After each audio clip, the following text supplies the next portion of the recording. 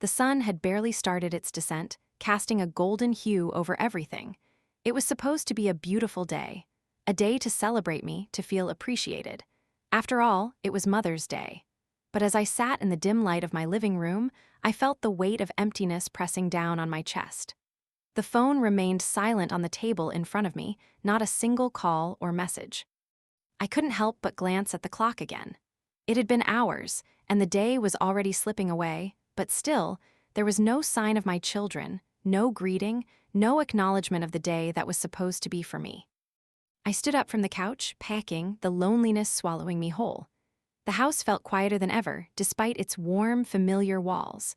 The walls I had decorated with love, pictures of my children growing up, holiday cards, all of the little things that made this house feel like home. Home. But now it felt like a place I had built for others, not for myself. I could still remember when they were little, when they would rush in the door, their faces beaming with excitement, their little arms wrapped around me, their voices echoing through the house. "Happy Mother's Day, Mom." I'd get homemade cards, hugs, kisses, and sometimes flowers from the garden. Back then, it wasn't about what they bought me. It was about their love, their presence. They were my world. Now they were grown. They had lives of their own. I thought I'd be proud of them for finding their independence, for becoming the adults I had always hoped they would be. But today, in the silence of this house, I felt abandoned. Forgotten. The pain wasn't just the silence. It was the reminder that I was no longer a priority. I couldn't remember the last time I had felt like I mattered to them, not beyond the occasional phone call when they needed something. Was it always going to be this way now? Was I just someone to call when their lives fell apart, someone to fix things, someone to lean on, but never to celebrate? I sat back down on the couch, my hands trembling as I reached for my phone. Maybe they'd remembered by now. Maybe they were busy, but they'd call soon. I waited for another few minutes, my finger hovering over their names and my contacts. My son, Jason, always busy with his work, his girlfriend. My daughter, Emma, living across the country, lost in her new life, in her own world. I should have called them, but I didn't want to beg for attention. I didn't want to seem pathetic, desperate. So I waited. And waited. The hours dragged on. The sun slipped below the horizon, painting the sky with pinks and purples. It should have been a peaceful end to a perfect day. But for me, it was just another evening spent alone in a home that no longer felt like mine. I glanced out the window, watching the neighbors' kids run around the yard, their laughter ringing out like a symphony. It was the same every year, Mother's Day, a day of togetherness for everyone else but me. I had always believed in the idea that family was the most important thing, that love was unconditional, that no matter how much time passed, those bonds would never break. But today, I realized how fragile those bonds really were. How easily love could fade when you stopped being the one who gave. And then, just as I was about to lay my head on the pillow, I heard the faint sound of my phone ringing. My heart skipped a beat. I thought finally, maybe they had remembered. Maybe, after all, they hadn't forgot. I rushed to grab the phone, but when I saw the caller ID, my heart sank. It was Jason, my son. I quickly answered. "Jason," I said, trying to mask the tremble in my voice, the mix of hope and disappointment. "Hey, Mom, happy Mother's Day," he said, his voice casual, almost distant. It didn't sound like he was calling to wish me anything special, though. His tone wasn't warm, it wasn't full of the love I had expected. "Thank you, Jason," I said, trying to keep my voice steady. "How have you been?" "Good, good, busy with work. You know how it is," he replied, almost nonchalantly. I could hear the noise of the background, chatter, clinking glasses, the buzz of a busy bar. It didn't sound like he was home. It didn't even sound like he was focused on the conversation. "So, what are you doing tonight?" I asked, hoping for some sign that he actually cared, that he'd remember this day. The day he used to celebrate with me. "Well," he hesitated, "I was hoping you could help me out. I need some money. I'm kind of in a tight spot right now. You know I'd pay you back soon." My breath caught in my throat. Money, it hit me like a punch to the gut. Was this really how our conversation was going to go? After all these years, after all the sacrifices I made for him, this was what I got. A request for money. Jason, my son, the one I raised with all the love I had to give. The one I poured my life into, who I believed would one day return that love. Jason, I whispered, my voice trembling. I had to hold myself together. It's Mother's Day, Jason. I know, Mom. I'm sorry. I didn't want to bother you today. He cut in quickly. I just don't know who else to turn to right now. I'll pay you back, okay? His words echoed in my mind, but the weight of them was too much to bear. I'll pay you back. The same words he said every time. And every time, he never did. It was in that moment that something inside me broke. I wanted to scream, to let him know how hurt I was, but the words didn't come. Instead, I just said, I can't right now, Jason. I can't. I've given everything to you. Everything. I could feel my throat tighten, the tears threatening to fall. He didn't understand. He didn't realize the sacrifice it took to give him everything, to always be there, to make him my priority while watching my own needs go unmet. And now, after all that, here he was, asking for money on the one day he was supposed to remember me. All right, Jason said, his voice softening, but it was too late. I understand. I'll figure something out. And just like that, the call ended. I sat there in the silence of my empty house, my hand still clutching the phone, my heart aching. How could he? How could they all forget? How could they all move on with their lives and not even take a moment to care about me? The woman who had always been their rock, their support system, the one who had given everything. But maybe that was the problem. Maybe I had always been too much of a giver, never asking for anything in return, never setting boundaries. Maybe they took it all for granted. The realization hit me harder than the loneliness. I wasn't just forgotten today. I had been forgotten for years. And that hurt more than anything. I collapsed onto the couch, clutching a pillow to my chest, letting the tears fall freely now. There was no one here to see, no one here to comfort me. It was just me, alone with the weight of everything I had sacrificed and the emptiness of everything I had lost. Mother's Day had come and gone, and all I had to show for it was a phone call asking for money.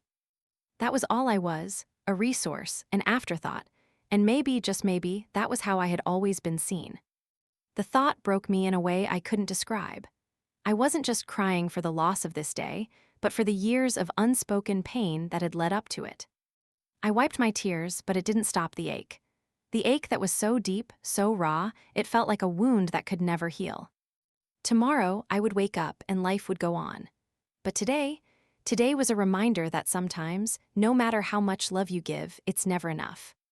The days after Mother's Day passed in a blur. The sting of abandonment still clung to me, like a shadow I couldn't shake off. Every time I walked past the family photos on the walls, I felt a sharp pang in my chest. Those smiling faces, my children, their joyful moments caught in time, felt like a cruel reminder of what once was and what I had lost. I tried to go about my daily routine, but everything seemed hollow, lacking meaning. The house felt too quiet, too empty, despite being filled with so many memories. I had always prided myself on being a good mother. A mother who was always there for her children, no matter what. But that Mother's Day, when the calls didn't come, when the messages didn't pop up on my phone, I began to question everything. What was the point?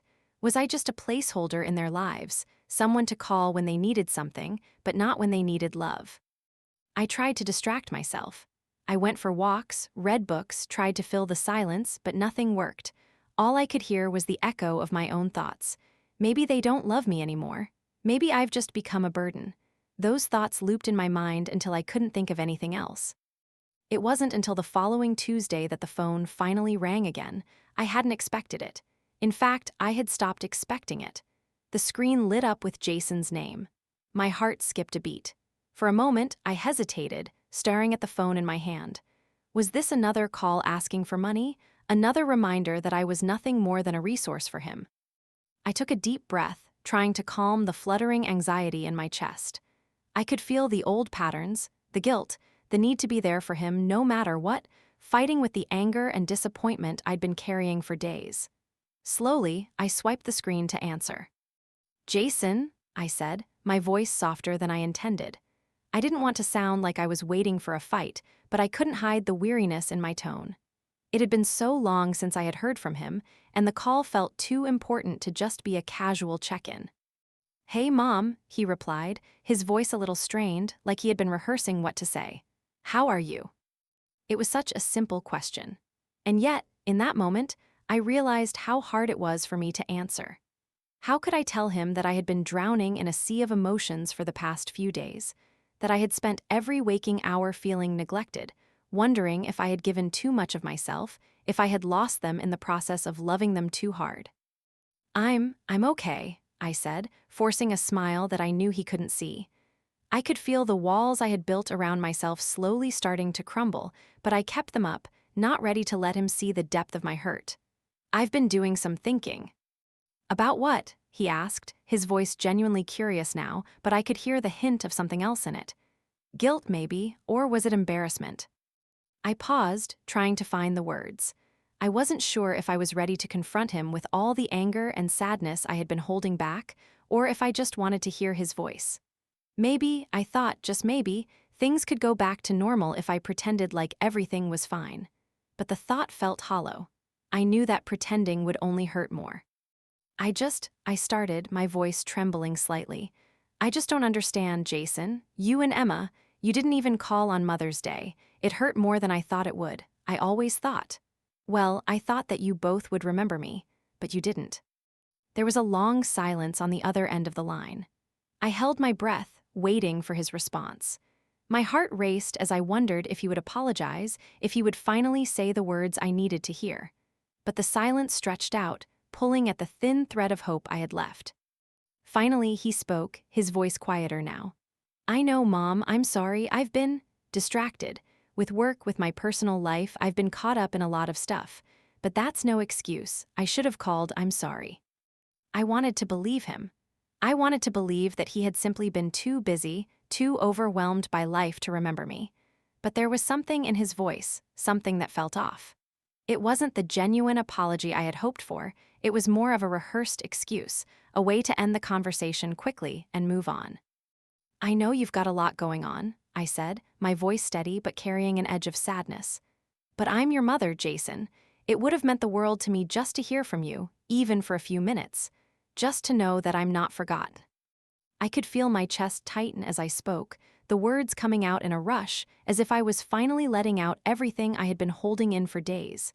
My eyes stung with unshed tears, but I fought them back. I wasn't going to cry over this. Not again. I'm sorry, Mom, he said again, but there was an awkwardness in his voice now. But listen, I need to ask you something. I frowned, already dreading what was coming. Not again, I thought, not after everything. What is it? I asked, my heart sinking in my chest. He hesitated, and I could practically hear him shifting on the other end. Well, I've gotten into some trouble, financial stuff, and I was hoping you could help me out. I felt the air leave my lungs as the words hit me like a slap in the face.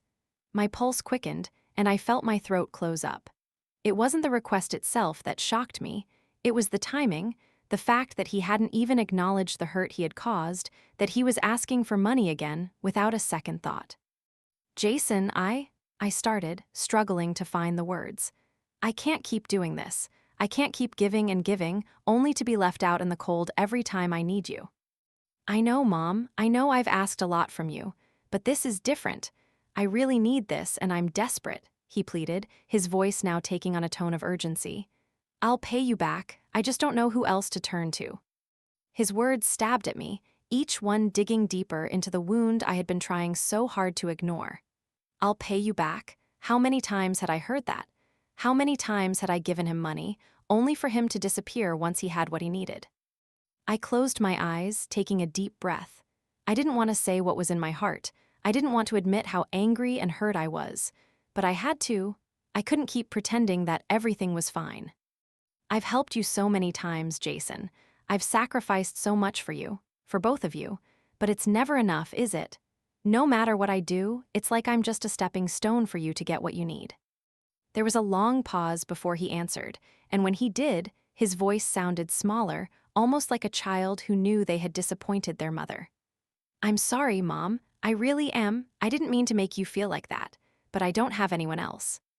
Then maybe it's time you learn to stand on your own, I said quietly, the weight of my words hitting me even as I spoke them.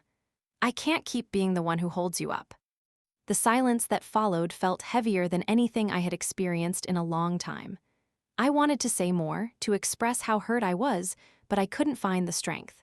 My heart was breaking, but I was tired, tired of giving, tired of waiting for something that was never going to come. Finally, Jason spoke again, his voice low and hesitant. I get it, I really do. I'll figure it out, Mom, but I'm sorry for everything. I nodded, even though he couldn't see me.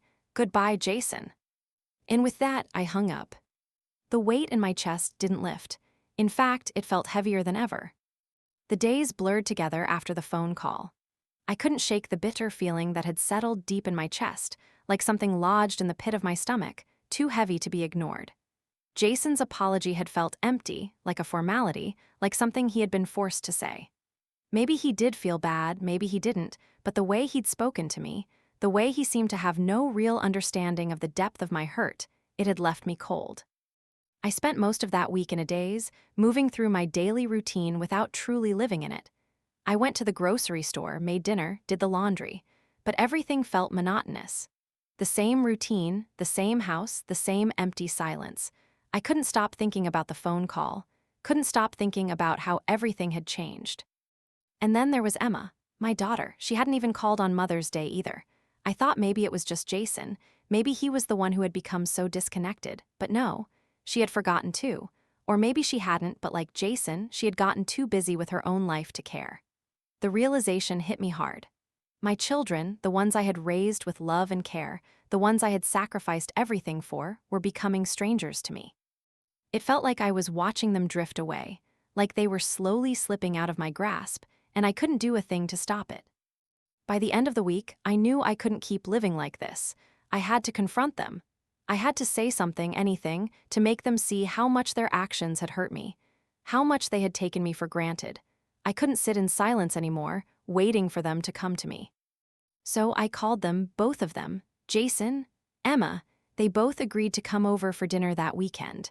I tried to prepare myself for what was coming, but the truth was I wasn't ready. I wasn't ready to face the reality of what was happening, of what had already happened. The evening of the dinner arrived, and I spent the afternoon in the kitchen, making their favorite meals, trying to hold on to the last remnants of the mother I once was, the mother who had always been the center of their world. But as the hours passed, I realized it wasn't the same anymore. The house felt different now. The laughter that used to echo through the rooms, the chatter at the dinner table, it was all just a memory. When they finally arrived, I tried to greet them with a smile. But the smile didn't reach my eyes. It didn't feel genuine. They both seemed a little uncomfortable, and I could see it in their faces. It wasn't just the usual pleasantries of a Sunday family dinner. There was something unspoken between us, something heavy that neither of them seemed willing to address. Jason was the first to speak after the initial greetings. He was still wearing his work clothes, dressed in a crisp shirt and dark jeans, his hair a little messy from a long day. He looked older, somehow, than I remembered, like he had grown up too fast, like he wasn't the boy I had raised. "Hey, Mom," he said, awkwardly pulling out a chair and sitting down at the table. "This smells amazing. You really didn't have to do all this. We could have just grabbed something on the way here." I noticed his tone immediately. It was casual, distant. He wasn't even looking at me as he spoke. I wanted to reach out to say something, but the words felt stuck in my throat. Emma sat down beside him, offering a half-hearted smile. She looked different too, her usual energy replaced with a quiet, almost resigned demeanor. Her eyes were tired, like she hadn't been sleeping well, or maybe she had just been living with a weight on her shoulders for too long. "Hey, Mom," she said softly. "How are you?" "I'm fine," I replied, but the answer didn't feel true. The words felt hollow in my mouth. "How about you? How's everything?" "Busy," she replied, her voice distant. "You know how it is, work, life." I nodded, but the silence that followed was thick. No one knew what to say. We all sat there, picking at our food, the tension in the air palpable. The clinking of silverware on plates felt louder than it should have. The house, once filled with warmth and laughter, now felt suffocating. Finally, I couldn't take it anymore. I put down my fork, my hands trembling slightly as I did. "I don't know how much longer I can keep pretending," I said, my voice breaking the silence. The words slipped out before I could stop them, but I didn't care anymore. "I've been carrying this weight for too long, and I'm not doing it anymore." Jason and Emma exchanged uneasy glances, their faces filled with confusion. They didn't understand. Of course, they didn't. "What do you mean, Mom?" Jason asked, his brow furrowing slightly. What's going on? I could feel the tears threatening to come, but I held them back. I wasn't going to cry in front of them again. Not this time. Not when I was finally ready to stand up for myself. I mean this, I said, my voice trembling with every word. Mother's Day, I don't understand. You didn't even call me. Not even a message. It's like I don't matter anymore. I could feel my heart pounding in my chest as I spoke. I was holding nothing back now, the words spilling out as they had been waiting to do for days. I had to say it. I had to make them understand how much it hurt. Jason looked uncomfortable, shifting in his seat, his eyes darting to the table. Mom, it's not like that, he said, but his voice lacked conviction. We've just been busy, you know. Busy, I repeated, my voice rising. That's all I ever hear from you both. Busy, as if that's an excuse for ignoring me, for forgetting me. Emma looked like she wanted to say something, but she remained silent, her eyes cast down. Her shoulders were slumped, like she was trying to shrink into herself to avoid the confrontation she knew was coming. You're right, I said, my voice shaking now. I've given everything for you too. I've sacrificed my time, my energy, my life, and for what? So you can just forget about me when I need you the most. Is that what it's come to? Jason finally looked up at me, his face softening with guilt. Mom, we didn't mean to hurt you, he said quietly. It's just, we didn't think it was that big of a deal. I stared at him, my heart aching. Not that big of a deal? Was that really how he saw it? Was that how they both saw it? How had we come to this? Where had things gone wrong? You didn't think it was a big deal? I asked, my voice low, but heavy with emotion. You think I don't care about Mother's Day? That I don't care about you? You think I don't need to feel like I matter to you? The words came out like daggers. I hadn't meant for them to sound so harsh, but it was too late now. I had said what I needed to say, and I couldn't take it back. There was a long silence. Jason opened his mouth to say something, but stopped himself. Emma shifted in her seat, clearly uncomfortable. The tension in the room was suffocating, and I could feel my chest tightening, like I was suffocating too. Finally, Emma spoke, her voice barely above a whisper. We're sorry, Mom, we really are, we didn't know how much it hurt you. And for the first time in a long time, I felt like I had been heard, but it wasn't enough. The damage had been done. I sighed, the weight of everything I had said and everything I felt crashing down on me. It's too late, I whispered. The damage is done. You can't just apologize and make it go away. Jason looked down at his hands, his face drawn. I know, Mom, I'm sorry, he said again, his voice quiet, regretful. I stood up, my hands shaking as I gathered the empty plates. I wasn't angry anymore. I was just exhausted. Exhausted from trying so hard. Exhausted from loving them, giving them everything, only to be left with nothing in return. I don't know what's happened to us, I said softly, more to myself than to them, but I can't keep pretending it's okay. And with that, I turned and walked out of the room, leaving them behind at the table. My family, my children, the people I had given everything to. But I wasn't sure if they could ever give anything back, not anymore. The door slammed behind me, and the silence was deafening. The days after our confrontation felt like a strange, slow-motion blur. Everything seemed to move in a haze, but nothing seemed to change. I found myself replaying our dinner conversation in my mind over and over again, trying to make sense of it. Jason and Emma's apologies felt hollow, like words they had said just to end the uncomfortable silence. I wasn't sure they truly understood the weight of what I had said, the depth of my hurt. I didn't expect everything to be fixed in a single conversation, but I had hoped for more. For something real, something that would let me know they still cared, that they still saw me as more than just a source of support. I spent the next few days avoiding them. I knew they didn't know what to say, and I didn't know how to bridge the gap that had grown between us. But the silence between us, though filled with regret and guilt, felt so much safer than trying to force a connection that didn't feel natural anymore. Then late one night, Emma called me. Her voice was soft, almost hesitant, like she wasn't sure if she should be calling at all. I could hear the quietness of her apartment in the background, the faint hum of city life outside the window.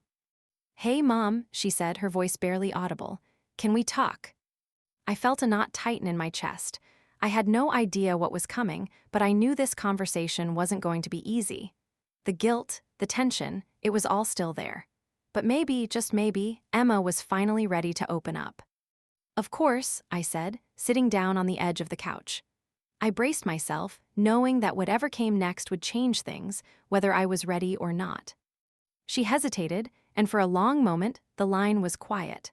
I could hear her breathing, a soft, shaky exhale that told me she was struggling with something inside herself. "I need to tell you something, Mom," she said, her voice trembling just enough for me to notice. "About everything, about why I've been distant, about why we didn't call on Mother's Day." I swallowed hard, the lump in my throat growing. I had been waiting for this moment, but now that it was here, I wasn't sure I was prepared for the truth. "Go ahead," I said, trying to sound calm, but my voice cracked in the middle of the sentence. "I'm listening." "I've been really confused lately," she started, her voice barely above a whisper. "I've been carrying around a lot of guilt and a lot of resentment, and I never knew how to talk to you about it. I've always felt like I could never live up to your expectations. Like, no matter what I did, it was never enough." Her words hit me like a slap to the face, but there was something about them, something raw, that made me want to listen more. "What do you mean?" I asked, though I wasn't sure if I truly wanted to know. Part of me was afraid of what was coming, afraid of the truth that I hadn't seen before. "I don't know," she said, the words stumbling out in a rush. "I guess I've always felt like you put everything into us. Your entire life, your identity, it was all about us. And I get it, Mom, I do, but I started to feel like I wasn't allowed to be my own person, like I couldn't make my own choices without disappointing you." I froze, the weight of her words sinking in. "You felt like that?" I whispered, barely able to comprehend what she was saying. She paused, and when she spoke again, there was an edge to her voice that I hadn't expected. "Yeah, Mom, I did. I felt like I had to be perfect, like I couldn't mess up because if I did, you'd be disappointed in me. And I hated myself for it. I hated feeling like I wasn't enough, like nothing I did could ever make you proud enough. And then, when I got older, I started pulling away. I didn't want to be your perfect daughter anymore. I wanted to be me. But I couldn't do that without feeling like I was betraying you. I felt like the world had stopped spinning. For so long, I had thought I had given everything for them, for my children. I had thought that everything I did was to help them, to guide them, to make sure they had everything they needed to succeed. But somewhere along the way, I had lost sight of something important. I hadn't realized how much of myself I had given up in the process. The silence stretched between us, thick and suffocating. Emma's words had cut deeper than anything I had expected, but they were also eye-opening. I hadn't realized that my love, my constant presence, had made her feel trapped. I hadn't known that my expectations had become chains, that I had inadvertently created a distance between us, even as I tried to draw closer. "I didn't mean to make you feel like that," I said, my voice thick with emotion. "I didn't know, Emma. I just wanted to give you everything I never had. I just wanted you to know that no matter what, I would always be there for you." "I know, Mom," she said quietly, "but I wasn't asking for that. I wanted space. I wanted to find out who I was on my own without feeling like I was always trying to meet your standards. And when I started doing that, I felt guilty. I felt like I was letting you down, so I pulled away. And I kept pulling away because I didn't know how to fix it." The tears I had been holding back finally spilled over, but I didn't try to wipe them away. I let them fall. The weight of it all, of all the years of loving them, of giving them everything I had finally broken something inside me. But this was a good kind of broken, a necessary one. "I'm so sorry, Emma," I whispered. "I never wanted to make you feel like you had to be someone you were. I never meant to put that pressure on you." She didn't respond immediately. The silence between us felt heavy, but it was different this time. It wasn't suffocating, it was freeing. Like we were finally breaking through the walls we had both built. "I'm sorry too," Emma said finally, "for not telling you sooner, for keeping everything bottled up." I nodded, wiping away my tears. "We both have a lot of things to figure out, don't we?" "Yeah," she said softly, her voice a little more steady now. "But I want to try. I want to try to understand you better, and I want you to understand me. And maybe we can both start over." The relief I felt in that moment was indescribable. It wasn't a fix-all solution. We still had so much to work through, so many things to talk about. But for the first time in a long time, I felt like we were on the same page. Like maybe, just maybe, we could rebuild what had been broken between us. I'd like that, I said, my voice trembling. I'd really like that. After a few more moments of quiet conversation, Emma promised to come visit soon. We said our goodbyes, and as I hung up the phone, I realized something. This wasn't the end of the story. It was just the beginning. Yes, there had been pain. Yes, there had been betrayal, and yes, I had been hurt in ways I never expected. But that didn't mean we couldn't rebuild. It didn't mean we couldn't heal. I wasn't sure where we would go from here, but for the first time in a long time, I had hope. A hope that maybe, just maybe, my family and I could find our way back to each other. That we could find a way to love each other, not with expectations, not with guilt, but with real, unconditional love. And that was all I needed. The days that followed Emma's confession felt like a slow burn. There was a certain warmth in the air now, something different from the coldness that had settled over our relationship for so long. I could feel the tension between us beginning to ease, but it was fragile. So fragile. One wrong move, one poorly chosen word, and I feared it would all unravel. I spent the next week in a state of quiet reflection, replaying the conversation I had had with Emma over and over. It had been cathartic, but also painful. I could feel the cracks in our relationship, the spaces where things had broken between us, and even though I wanted to believe that everything would be okay now, I knew it wasn't that simple. Healing takes time. Trust takes time. And I wasn't sure if I had enough time to fix everything that had been left unsaid, left undone, for so many years. The house, though quieter than it had been in weeks, felt more alive somehow. Jason had called a few times, his tone softer, more apologetic than before, but he still hadn't come over. I wondered if he had been feeling guilty or if he was just giving me space. Either way, I wasn't sure how to approach him. After all that had been said and unsaid, I didn't know where to begin. But then, the universe had its own plans for me. It was a Tuesday morning, and I had just finished making my usual cup of tea when I felt an odd tightness in my chest. At first, I thought it was just the stress catching up with me.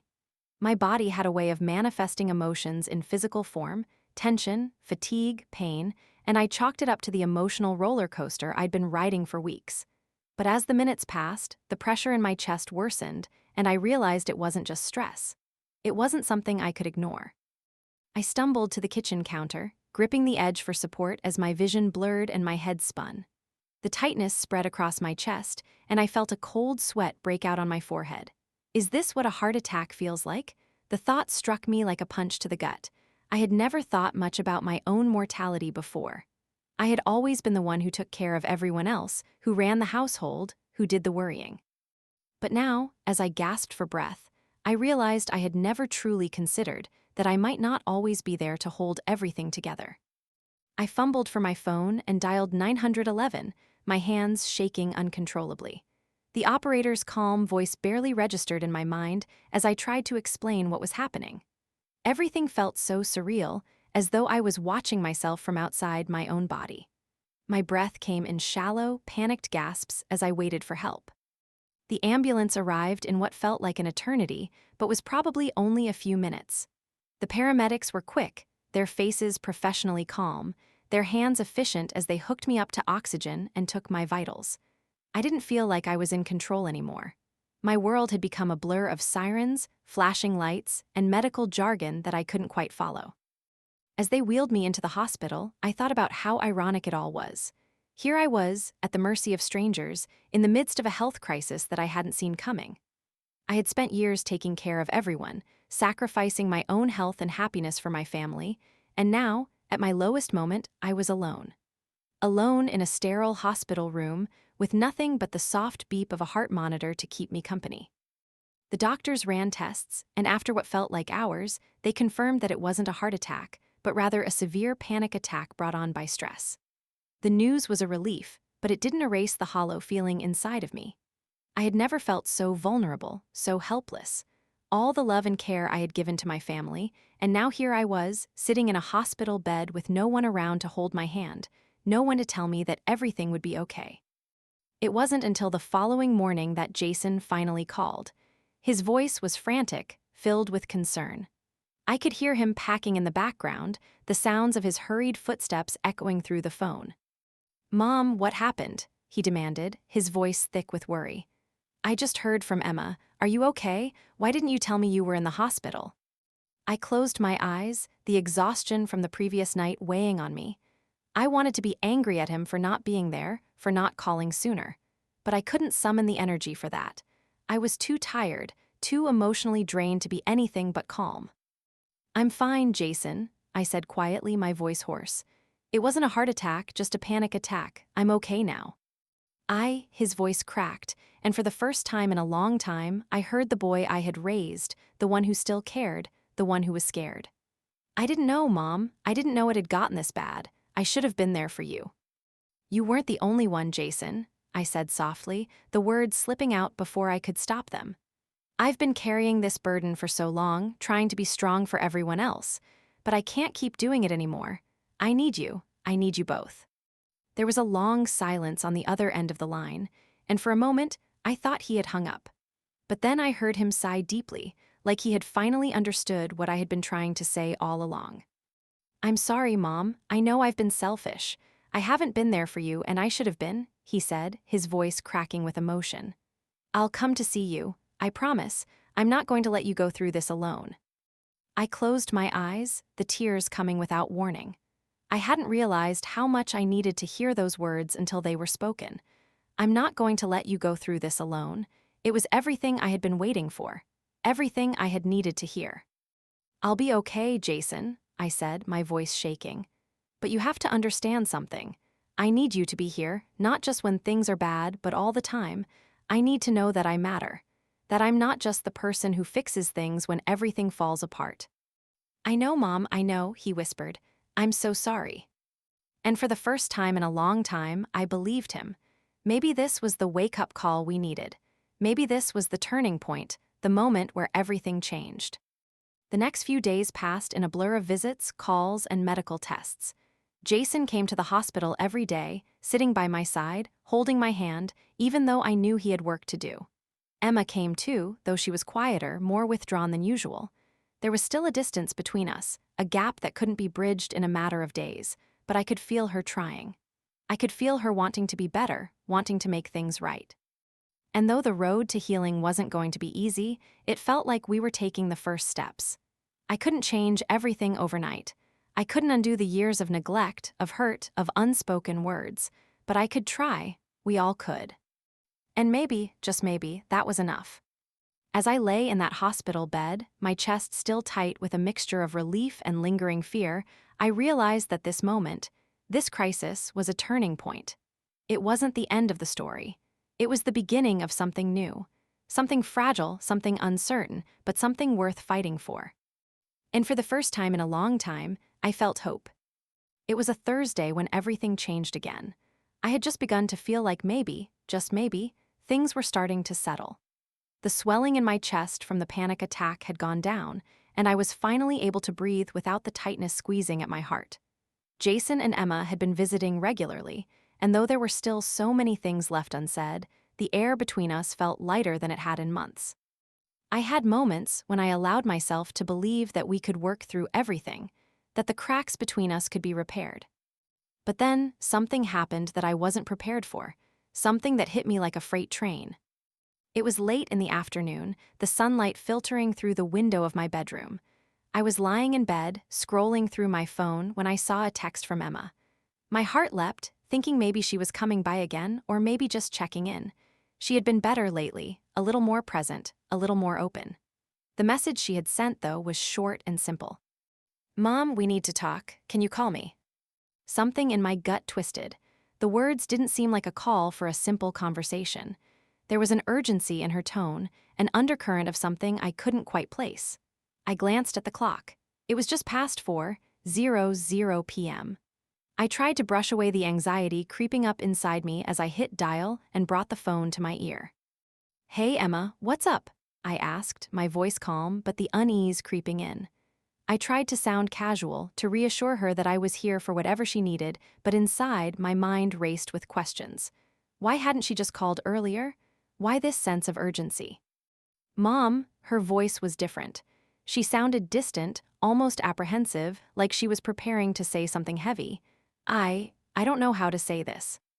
The words hung in the air, thick with something I didn't want to acknowledge. I held my breath.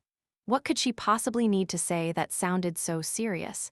We had already been through so much, had said the things we needed to say, hadn't we? Wasn't this the moment where we would start healing? "Just tell me, sweetie," I said softly, trying to keep the rising panic in my chest from spilling into my words. "Whatever it is, I'm here." "I don't know how to explain it," Emma continued, her voice shaky now, fragile. "But there's something you need to know, something about Jason." I felt my stomach drop. What about Jason? The sudden sense of dread that filled my body was unmistakable. My heart pounded in my chest as I waited for her to continue. "Is he okay?" I asked quickly, almost too loudly, my words tinged with fear. "He's fine," Emma said, but her voice had an edge to it. "Physically, he's fine, but, Mom, it's about his finances, about the stuff he's been hiding from you." I sat up in bed, suddenly too alert. What was she talking about? Jason had never been open about money, sure, but this felt different. He had always been a bit tight-lipped about his finances, but nothing that would make me worry like this. "What do you mean? What's been going on?" Emma took a deep breath, and I could hear the shakiness in her exhale. "Mom, he's been in debt for a long time, a lot of debt. He's been hiding it from you and from me, honestly. He's been using the money you've been giving him to cover it up, to pay off some of his loans, but mostly to live the lifestyle he wants. He's been spending money on things that aren't important. And I think, deep down, he knows he's been wrong." The words hit me like a physical blow. Debt, hiding things, money, what the hell? For a moment, everything in my body went numb. Jason? My son? I couldn't wrap my head around it. The boy I had raised, the one who had always seemed to have it together, this couldn't be real. This wasn't the son I knew, or at least, it wasn't the version of him I had believed in. "Wait, Emma," I said, struggling to find my voice. "Are you telling me he's been lying to me, about money, all this time?" "I don't know how to say it, Mom, but yes, he has, and I think you need to know, I think you deserve to know the truth." The room felt suffocating now. I struggled to breathe, feeling my pulse race as I leaned against the wall for support. How could he do this to me? After everything I had given him, after everything I had sacrificed. How could he betray me like this? I closed my eyes, trying to process what Emma was telling me. This wasn't just about money, it was about trust, about deception, about the cracks in our relationship that I had never seen until now. And now I wasn't sure what to feel. Anger, betrayal, hurt, they all swirled inside of me, each emotion more overwhelming than the last. "Mom," Emma continued softly, "I'm telling you this because you need to know. You deserve to know the truth. I don't know what to do with this information, but I think you should talk to him. I think he owes you the truth. I think you deserve that much." I nodded, even though I knew she couldn't see me. The words were like daggers in my chest, but I knew Emma was right. She wasn't the one who needed to fix this. It was me and Jason. And though I didn't know how it would all unfold, I knew that I couldn't let this slide. "Thanks for telling me, Emma," I said, my voice thick. "I'll talk to him."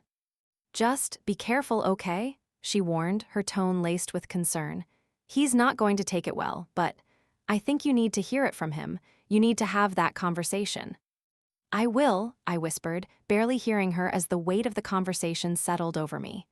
My thoughts were a storm of confusion, rage, and hurt. Jason, my son, how could he hide this from me? After we hung up, I sat there in the dark for a long time, my mind racing. I couldn't believe what Emma had told me. I knew that Jason had always been a little careless with money, but I never imagined it would come to this. I couldn't wait any longer. I needed to talk to him. I needed answers. The next morning, I called Jason. My hands shook as I dialed his number, and my heart pounded in my chest. I knew this conversation would change everything between us, but I had to face it. I had to know the truth. When he answered, I didn't waste any time. "Jason," I said, my voice steady but filled with an intensity that surprised even me. "We need to talk." "What's going on, Mom?" His voice was cautious, like he already knew what was coming. "I know about the debt," I said, each word cutting through the air like a knife. "I know you've been hiding it from me, from Emma, and I need to know why." There was a long silence on the other end. Then, finally, Jason spoke. "Mom, he stopped himself. "I'm sorry, I didn't mean for it to go this far, I didn't mean to hurt you." His apology felt hollow. It wasn't the apology I needed. It wasn't the one that would fix anything.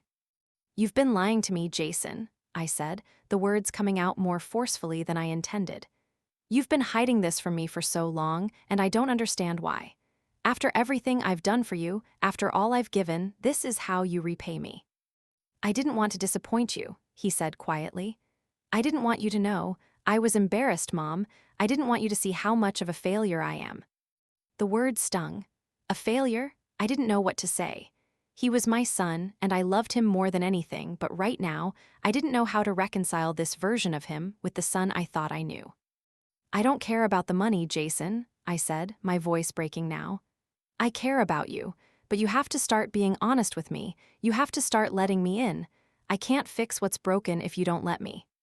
There was another long pause, and then he spoke again, his voice small, vulnerable. "I'm sorry, Mom. I'll do better. I'll fix it. I promise." But I wasn't sure if I could trust that promise anymore.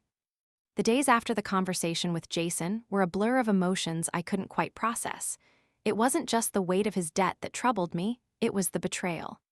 The realization that he had been living this double life, hiding things from me, avoiding the one person who had always given him everything. He wasn't the boy I raised anymore. I didn't know who he was, and worse, I wasn't sure if I could ever trust him again.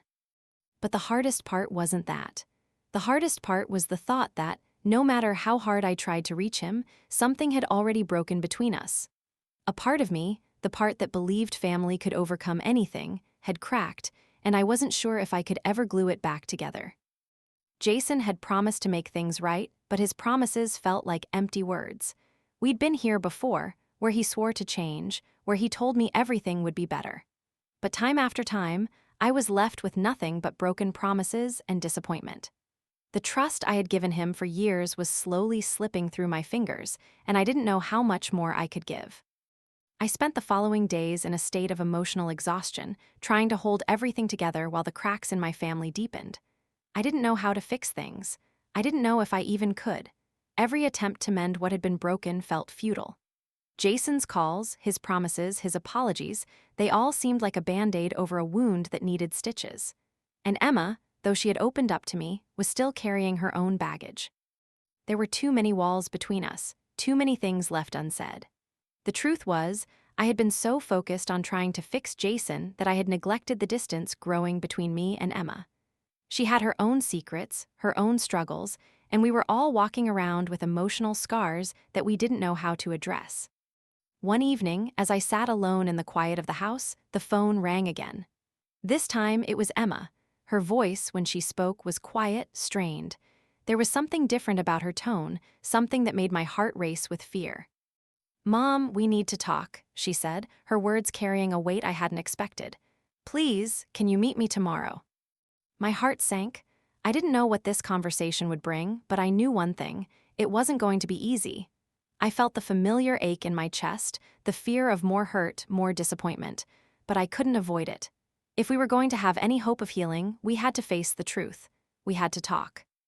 The next day, I met Emma at a small cafe near her apartment. It was a place we used to visit together, before everything started falling apart. The tables were set with delicate white cloths, the soft hum of conversations around us a reminder that life went on, even when it felt like everything was crumbling in your own world. Emma was already there when I arrived, sitting at a corner table, her fingers tapping nervously on the edge of her cup. She looked tired, exhausted, really, like she hadn't been sleeping. Her eyes were a little red, as though she had been crying. My heart clenched as I took a seat across from her. "What's going on, sweetie?" I asked gently, trying to keep my voice calm, though I could feel the anxiety building in me. She looked at me for a long moment, her eyes filled with something I couldn't quite read. Then, finally, she spoke, her voice barely above a whisper. "Mom," she said, I think I need to leave." The words hit me like a punch to the stomach. I blinked, trying to make sense of what she was saying. "Leave? What do you mean, leave?" "I mean," she paused, taking a shaky breath, "I think I need to move out of the city. I've been thinking about it for a while, and I think it's time. I've been running from things for too long, from you, from everything, and I can't keep pretending that I'm fine when I'm not." I stared at her, my mind reeling. "Emma, what are you talking about? You don't need to leave. We can work through this. We can."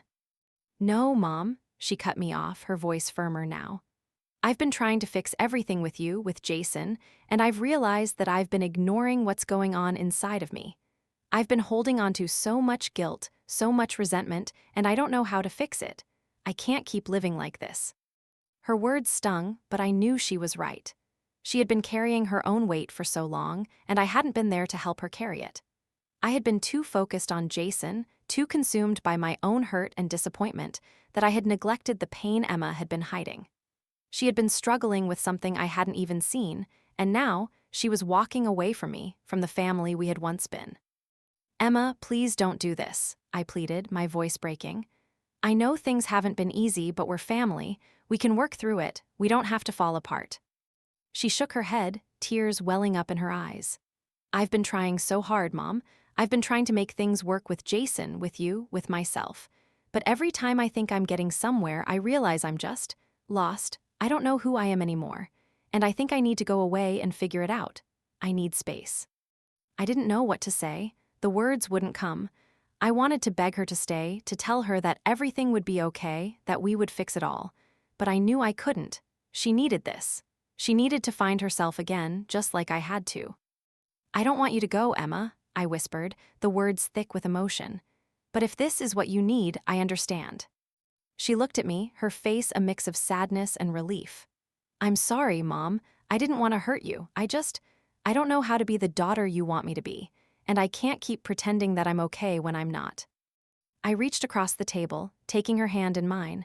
You don't have to be anyone but yourself, sweetie, I said softly.